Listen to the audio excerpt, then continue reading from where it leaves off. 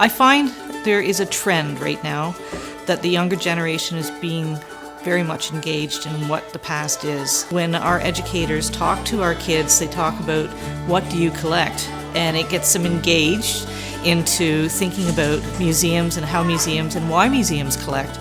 And that is, phenomenal. And they'll take that back and they'll talk to mom, dad, the uncles, aunts, grandparents, and it just becomes a whole another generation of people who are interested in history and preserving history. The Renewal project isn't just about more space, it's about helping us to do the things that we do here at the museum, to tell stories effectively. Part of the Renewal project is also to renovate our lower level of this museum, and so the public will have an opportunity to better access our collections, to have better dedicated programming space, and to see the type of museum that people in this community deserve. This museum is like most museums across the world. We display about 3% of our collection. We're like icebergs, the little tip on the surface. But what we want to do is to be able to provide extraordinary access to people behind the scenes so we can allow them to see and research all these wonderful items that are normally hidden from view. What we have here is a national treasure.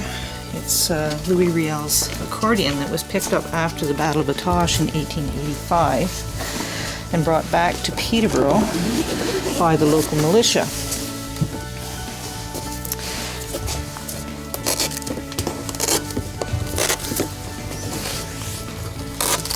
I'll show you where he's engraved his name on the object.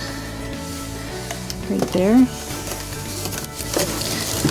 These are his initials that he engraved. With the expansion, what I see is our exhibits, personally our exhibits that we develop here on site, we'll be able to tell more stories.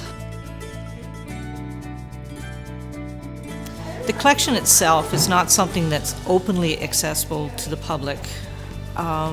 We have done in the past behind-the-scenes tours, and we will be able to do much more successful and safer behind-the-scenes tours in a new facility because things won't be as crowded as they are right now. We interpret the history of Peterborough, and so our collections cover everything from textiles to minerals to furniture, large furniture, small furniture, even canoes. We have a lot of artifacts and they need a lot of space. We are in about maybe 2,000 square feet, and if you can imagine what we've got now going into 10,000 square feet, you can see that there's going to be a vast improvement in how we can manage and grow our collection.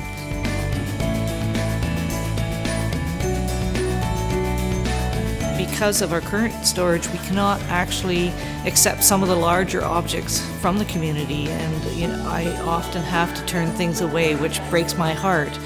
But now I've got a vision. I see 10,000 square feet and I can bring in objects that have been offered to us, which will help us fill out that history.